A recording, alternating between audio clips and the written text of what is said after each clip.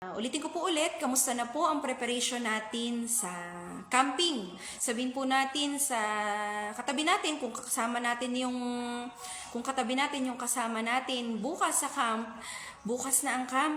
Amen. Tayo po ay nandito sa day before camp. Naniniwala po ako na ilang months natin itong pinaghandaan.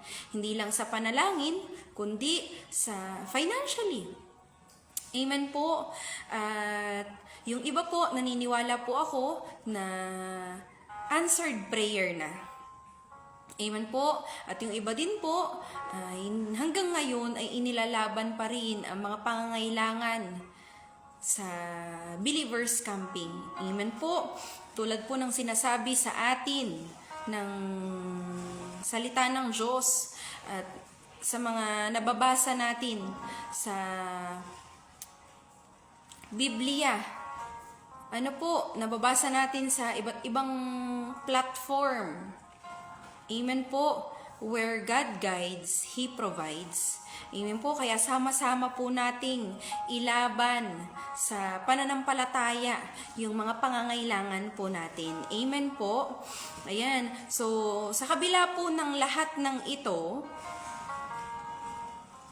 rest assured po na ang sinabi ng salita ng Panginoon, those who seek the Lord will find Him. Ito po ay pangako niya sa Jeremiah chapter 29 verse 13, kung saan yung mga taong uhaw sa presensya niya, yung mga taong gutom sa mga salita niya, yung mga taong hinahanap siya, patuloy na sinasaliksik siya, ang pangako niya, matatagpuan natin siya.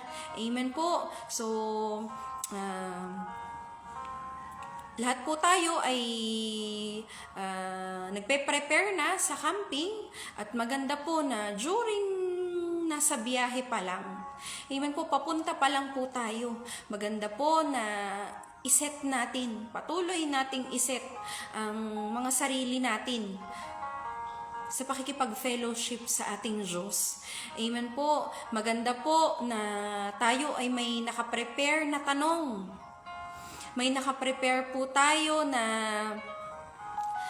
itatanong sa Diyos. Amen po. Katulad po ng sinabi ni Pastor Boy, ang pagkilos ng Diyos o ang presensya, ang lakas ng kapangyarihan ng Panginoon na mararanasan natin every time na may gawain siya ay depende sa demand ng tao. Meaning, kung tayo ay uhaw sa presensya niya, kung tayo ay gutom sa presensya niya, tayo po ay kakatagpuin ng Diyos base o depende sa kagutuman natin sa salita niya, base sa kauhawan natin sa salita niya, sa presensya niya. Amen po. Kaya kung mapapansin po natin, may mga times na hindi natin nararanasan ang lakas ng presensya ng Panginoon. Kasi baka hindi po tayo ready. Amen po. Katulad po ng sinabi ng salita ng Diyos, He will visit hungry hearts. Amen po. Kung tayo ay makikita ng Panginoon na uhaw sa presensya niya at gutom sa mga salita niya, kung makikita tayo ng Panginoon na nandun yung eagerness natin na maka-fellowship siya, hindi niya ipagkakait ang sarili niya sa bawat isa sa atin. Kaya nga po, this camping, wag po nating palagpasin ang bawat pagkakataon. Amen po. Wag po nating palagpasin ang bawat services, ang bawat activity at programa sa camping. Amen po. Katulad po ng ipinakita ni Haring David sa Diyos. Amen po. Hindi niya inalintana yung sasabihin sa kanya ng ibang mga tao na makakakita sa kanya. The way siya magpuri at sumamba sa Panginoon. Hindi po ba nasabihan siya ng baliw? Excuse po sa word. Pero hindi niya ito inalintana. Bagkus, ipinakita niya, inexpress niya yung gratitude niya. True praise and worship sa Lord. Amen po. Kaya nga po, ang isang way para maranasan natin, number one na maranasan natin ang Diyos ay through pagpupuri natin at pagsamba natin sa Kanya. Naalala ko po yung sinabi ng isang preacher, when we worship, we feel that Jesus is close to us. Mararamdaman natin yung kalapitan ng Diyos sa bawat isa sa atin. Once na nag-start na tayo, na itaas ang kamay natin, isurrender ang buhay natin sa Panginoon. Amen po. At God loves a cheerful giver. Amen po. Hindi lang ito usapang financial, kundi every time na magpupuri tayo at sasamba tayo sa Panginoon, dapat nandun yung cheerful heart. Amen po, sa kabila ng lahat ng pinagdadaanan natin. Amen po. At ngayong camping po, mapuno po tayo ng kasabikan na ma-encounter at maka-fellowship ang Diyos sa ating kalagitnaan. Katulad po ng sinabi niya dito sa Psalms chapter 100 verse 4. Basahin ko po sa bawat isa po sa atin. Pumasok sa kanyang templo na ang puso'y nagdiriwang. Umaawit, nagpupuri sa loob ng dakong banal.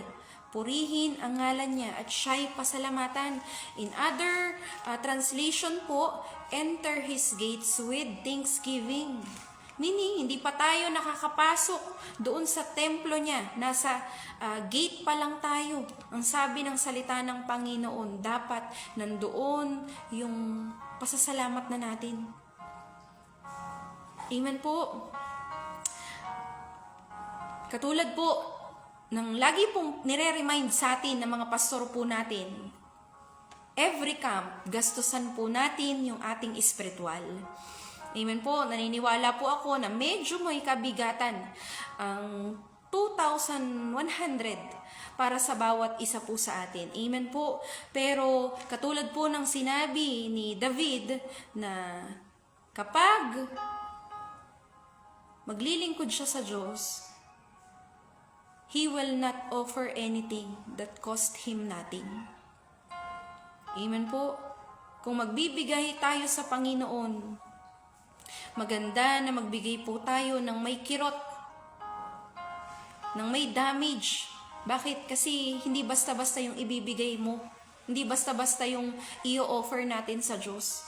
At ito po ang offering na tinatanggap ng Panginoon. Yung mahalaga sa atin. Yung may value sa atin. Amen po. Kaya po, huwag tayong manghihinayang na magtanim sa spiritual po natin. Bakit? Mapiplease natin ang Diyos at the same time, mabe-benefit po tayo. Amen po. At ang number one na ibibigay po ng Diyos sa bawat isa sa atin sa camping ay ang anointing. Yan, naniniwala po ako na tayo pong lahat ay ngayon ay nasasabik na, nai-imagine na natin kung ano yung mangyayari sa camping. Amen po. Ang laging prayer nga po namin ay, Lord, salamat sa double portion of your anointing. Lord, salamat sa pagdaloy ng kapangyarihan mo sa camp. Amen po. At naniniwala po ako na ang anointing na ito ay kakailanganin natin sa buhay at sa ministry. Amen po. Lagi po pinapaalala sa atin ng mga pastor po natin, meron po tayong 3 bagay na mangyayari sa atin kapag na-expose tayo sa anointing. Number 1, nandoon ang healing. Apektado ang katawan. Amen po. Kaya nga po, di ba po, ini-encourage natin yung mga kasamahan natin, yung mga kakilala natin na may sakit na sumama ng camping. Bakit? Kasi hindi tao ang magpapagaling sa kanila. Inilalapit natin sila sa Panginoon dahilan sa alam natin na ang Diyos ang ating great healer. Amen po. Pangalawa po na mangyayari sa atin. Expectin natin na mangyayari sa atin sa camping. Apektado ang kaluluwa or emosyon. Nandoon yung comfort ng Diyos. Naalala ko po yung last time na tinuro ni Pastor Boy during Believers Camp. Kapag lumapit ka sa Panginoon, hindi pwedeng hindi ka niya i-comfort. Tulad po ng sinabi ng John chapter 6 verse 37. Amen po, na ang sino mang lalapit ay hindi niya itataboy. Every time na lalapit tayo sa Diyos, nandun yung mararamdaman natin yung comfort. Amen? Kahit gaano po tayo kalayo, kahit gaano tayo kamakasalanan, kahit gaano tayo karami ang kakulangan natin sa Panginoon. Amen po. Pangatlo po, na pangatlong bagay na expectin po natin na mararanasan natin sa camping ay yung ipapakita at sasabihin ng Diyos sa iyo yung future mo. Ang Diyos, ayaw niya, katulad po ng sinasabi ng mga pastor po natin, ayaw niya na nasusurprise po tayo. Amen po. Ayaw niya na hindi niya ililihim yung mga bagay na parating sa mga lingkod niya. Kaya nga po, ihanda na po natin yung ating mga sarili, yung ating mga katanungan sa Panginoon. Kung tayo ay nanghihingi ng guidance po sa Lord, ituloy po natin. Huwag po tayong papayag na matapos ang camping na hindi po nasasagot ng Diyos sa mga katanungan natin. Amen po. At lasa po ito, ang tatlong purpose po ng anointing. Expectin na po natin ito sa camp. Na kapag inanointan ka, once na naranasan natin ang presensya ng Diyos at pinuspos tayo ng banal na spirito sa presensya ng Diyos, number 1, maghanda po tayo kasi may panibagong trabaho na ipagkakatiwala si Lord sa bawat isa po sa atin. Tandaan po natin na ang battle ay hindi during camp, kundi after ng camp. Amen po. Pangalawa po, na paghandaan po natin sa camping, pagkatapos nating maranasan ang presensya ng Panginoon, tayo po ay iingatan ng anointing. Amen po. Ito po yung advantage. Ito po yung benefits na makukuha natin kapag naranasan natin ang presensya ng Diyos sa camp. Kaya nga po, kapag nandoon na ang pagkilos ng Diyos sa camping, huwag po tayong mahiyang magtaas ng kamay. Huwag po tayong kahit na 2 kamay pa yung nakataas. Huwag po tayong mahiya na umiyak sa Panginoon at express natin kung ano yung nais natin na sabihin sa Panginoon. Huwag tayong mahiyang magtanong sa Diyos. Kasi sabi po ng salita ng Panginoon, knock and the door will be open. Ask and it shall be given unto us. Amen po. And seek and we will find. Amen po. At last na po, expectin po natin na mararanasan natin ang presensya ng Diyos sa bawat isa po sa atin. Kasi nandun na ire-recharge tayo ng Panginoon.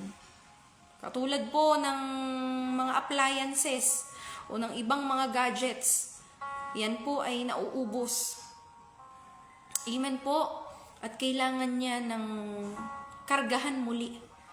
Sa bawat isa po sa atin, katulad ng 5 doon sa virgin na matalino, ready sila. Amen po. Kaya sa camping po, sama-sama po tayong magpapuno sa Panginoon. Para kapag after ng camp, magawa natin kung ano yung pinapagawa ng Diyos sa bawat isa po sa atin. Amen po. So sige po, before po tayo mag-close, tayo pong lahat ay mag-pray. Lord, patuloy na tinataas namin sa iyo ang camping sa araw ng bukas at ang lahat ng pupunta, Panginoon. Dalangin namin, Lord, ang patuloy na pag-iingat mo at ngayon pa lang kiniklaim namin ang pagsama mo at ng iyong banal na spirito sa camping na yan. Puspusin mo ang bawat isa, Panginoon, na ikaw ay sinasaliksik, Panginoon. Ikaw ay hinahanap. Salamat, Panginoon. Patuloy kang purihin, dakilain. Iset mo patuloy ang aming mga puso sa pakikipagtagpo sa iyo sa araw ng bukas. Sa ipong lahat ng kapurihan sa pangalan ni Jesus. Amen. Ayan po, God bless po sa bawat isa po sa atin.